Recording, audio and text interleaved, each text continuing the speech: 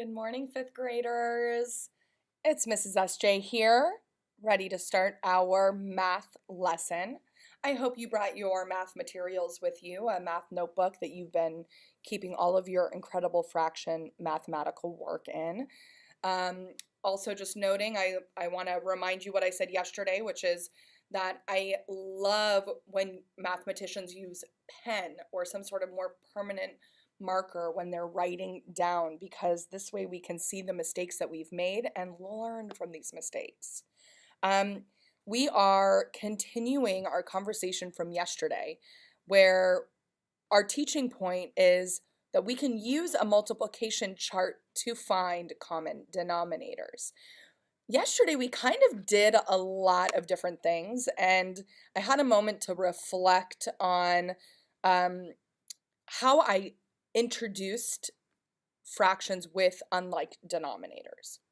So really what I wanted to do was I wanted to kind of take a few steps back and bring an actual like big sized 12 by 12 chart, so that we can use this more interactively than how I had it previously.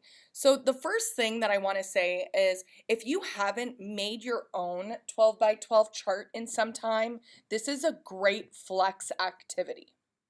It's a great flex activity for lots of reasons. Number one, this is a great way for you to practice your multiplication facts and to see how quickly you can do this. Now, I'm not one to encourage mathematicians to be fast because that's how mistakes are made.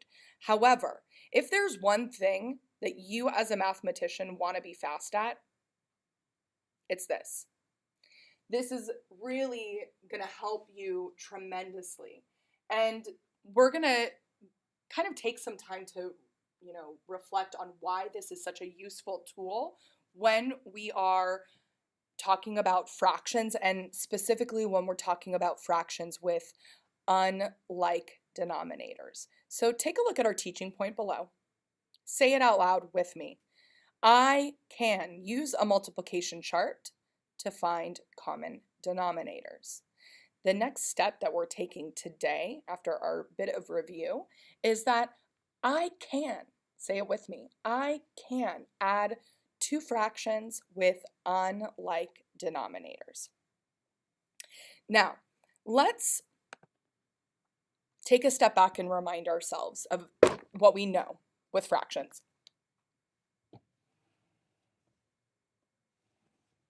I've given us two fractions up here, and I highly encourage you to follow along with me, so that we can you can take some detailed notes and really have a solid understanding of this. So what I wanted to do was I wanted to take a step back and remind us of some of the mathematical terminology that we've been using so far. The number on the top is called the numerator. Say it with me, numerator. The number on the bottom is the denominator. Say it with me, denominator.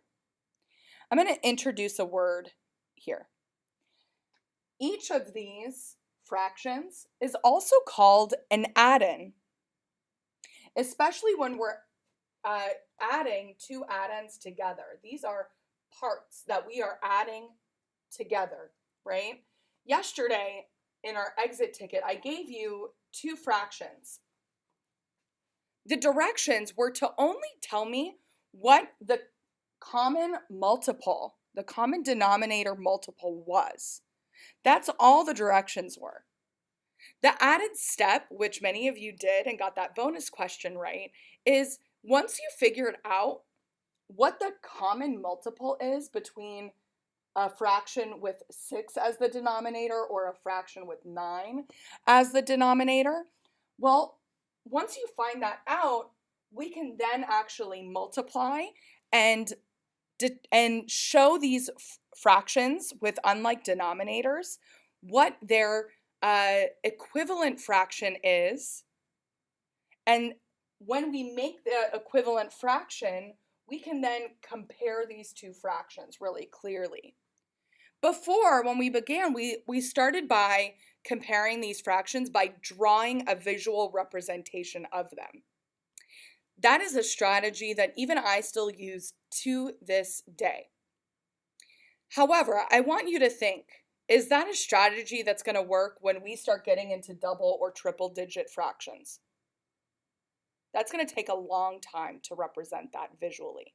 So this is where this next step comes in, where we're using multiplication as a way to represent equivalent fractions that show the same denominator, that have like denominators. So let's remind ourselves, what is a common denominator? Say it with me. A common denominator is a factor that both denominators have in common. Let's say that again. Common denominator is a factor that both denominators have in common. When I say factor, I'm talking about multiplication. So I wanted to give a shout out because Kaylin in her exit ticket did a really phenomenal job explaining her strategy. And I really thought that this was a great strategy.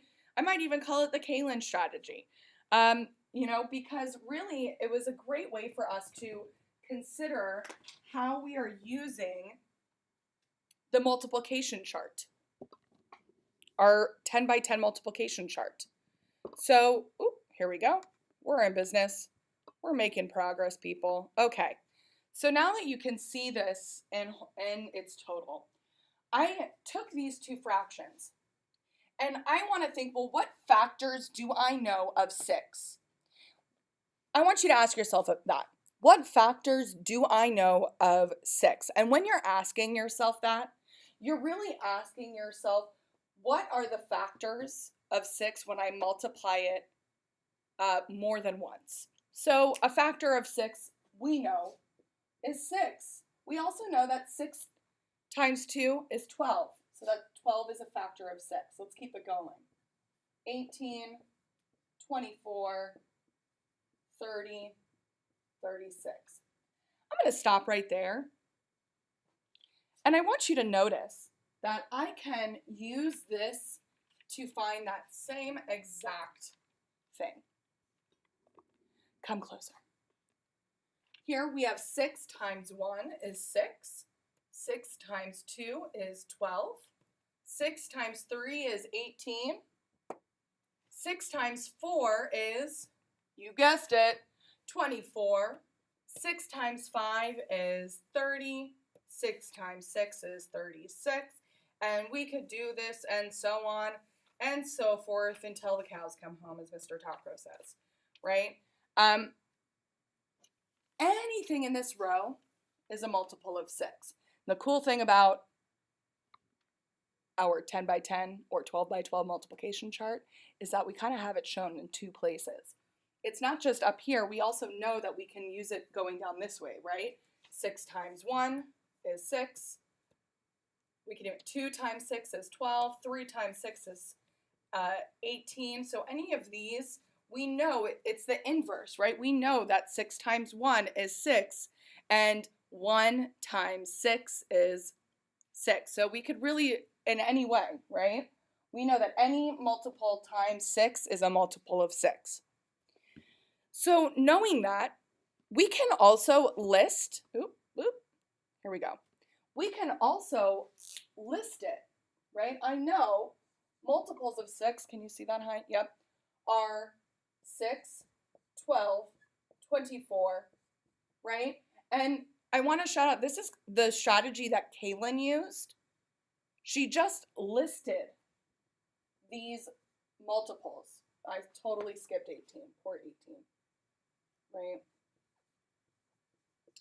So now that we're going through and figuring out what our multiples are, we need to find the multiple that matches. And this is really important, okay? We need to make sure the denominators are the same before we can do anything, before we can add or subtract, okay?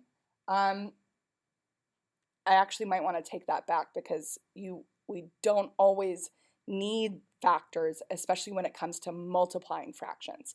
But we're not there yet, Okay, so we will get there, but we're not multiplying the fractions, right? It isn't 5 times 7, right? We're not cross-multiplying the numerators. It isn't 6 times 9. Don't get that part confused. We're not multiplying these together. We are finding multiples of the denominators, okay?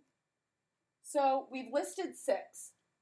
Let's keep an eye out if there are any multiples of 9 that match multiples of 6, okay? So we know 9 times 1 is 9, 9 times 2 is 18, 9 times 3 is 27, 9 times 4, if you're like me and you're feeling a little stuck, 36, 45, okay, and 54. Do we see any that are in common? So we could go down the list. If you're here and you see the common denominator, put it in the chat. I'm going to give some think time. If we can identify our common denominator. I'm going to wait.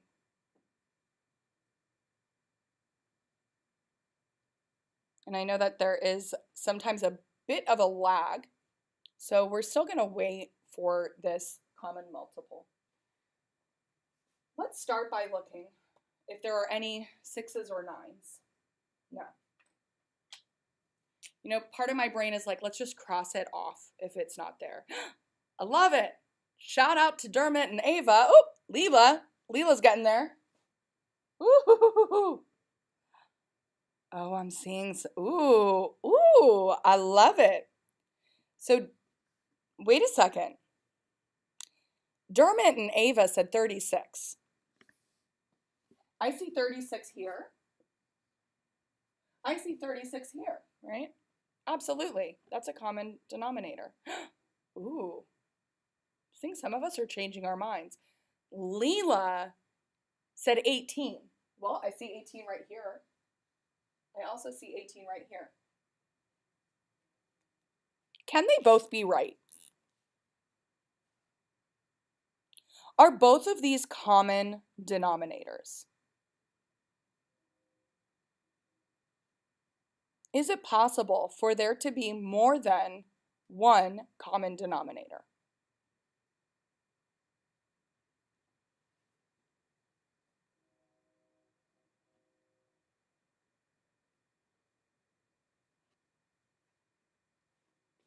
Well, let's go back to our definition. If a common denominator is a factor that both denominators have in common, and I know that if I multiply 9 by 2, I'll get 18. And if I multiply 6 by 3, that gives me 18. Well, then that's true. Does the same go for 36? Well, 6 times 6 is 36, and 9 times 4 is 36. So are both of those common denominators? Yes, absolutely, they are. Now, this is where things get interesting, because knowing that both of these are true, you get to make the choice of which one we should use. Now, I'm going to introduce something, right? 18, there is no other common denominator between 6 and 9 that is less than 18. Can we agree on that? We know that there are no 6s that is shared, there are no 9s that are shared, there are no 12s that are shared. So then that makes 18 the least common denominator.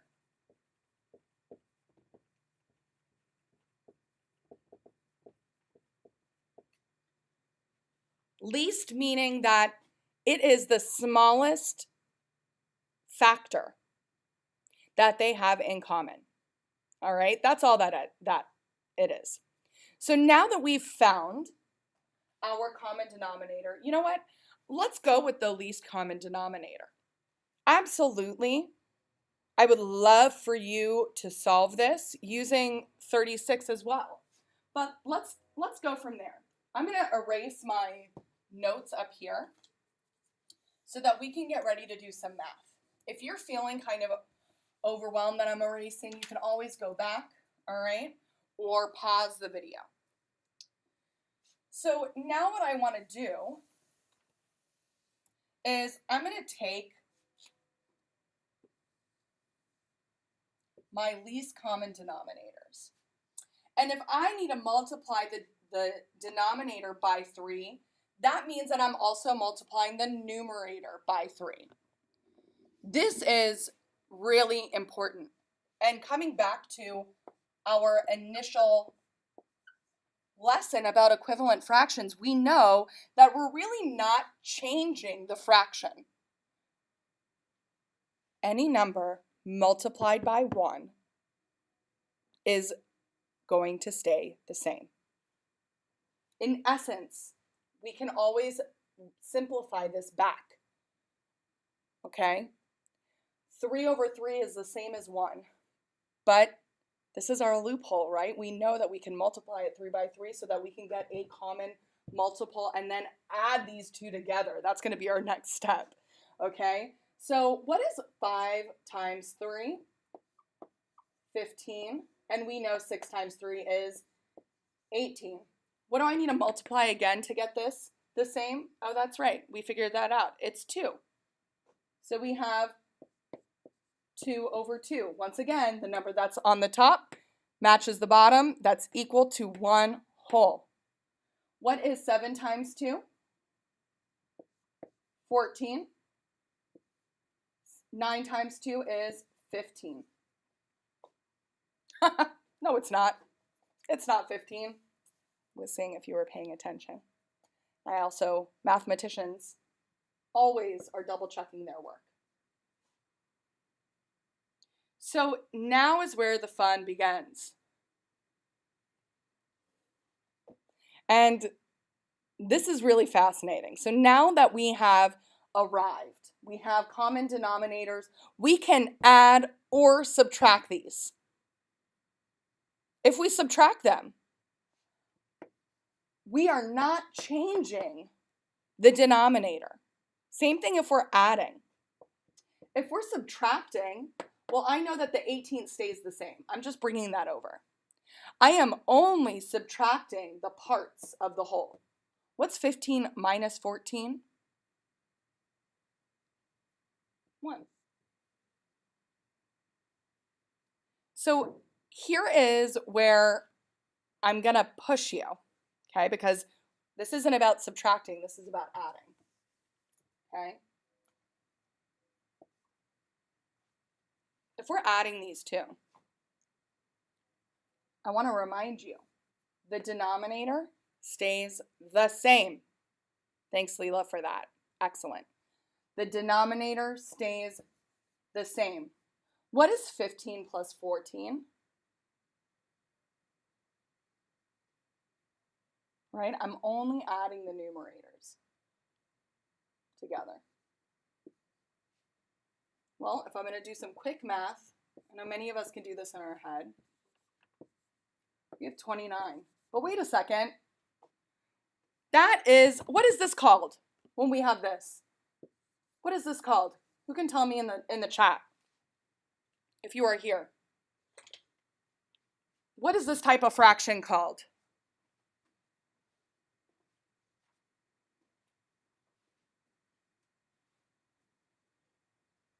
I'm going to give some think time. What is this type of fraction called? Now, you might be on the other side of the screen screaming out the answer, in which case I want to say I'm very impressed with your involvement. There it is. Oh my gosh, here we are, kiddos. Yep, you guessed it. It's an improper fraction. What do we need to do when we get an improper fraction? It's improper. Now, this is fun. Remember, we know when something equals 1 whole, that means the top matches the bottom. We have more than 18 pieces on the top. So that means that there is one whole in this fraction. So if I know that another 18 over 18 gives me one whole, well then I'm going to take away 18 from this. I know that 18 over 18 equals one whole. I definitely have more than 18 over 18. So we're going to convert this. Absolutely. Moving some things over. We're back in business. So now what I can do is I can take 18 away from 29 to see how many pieces remain. Now, when you're doing this on the exit ticket, there is a bonus question in here with improper fractions. Okay? So if I have 1, I need to figure out how many pieces I still have left. So I'm going to take away those 18 parts, and I've got 11 18ths left. Woo! That was a lot of math. I love it. Take a look, kiddos, at what we just accomplished. We had 2 addends, 5/6 and 7/9. We needed to find a common denominator between these 2 addends. We used our multiplication chart to help us identify factors in common with 6 and with 9. We can even go one at a time and say, oh my gosh, here we go. I found 18. We can keep on going and say, wow, I found 36 is also in common. I wonder if there are any other numbers that are in common, right? So nope, not 45, not 48, not 52.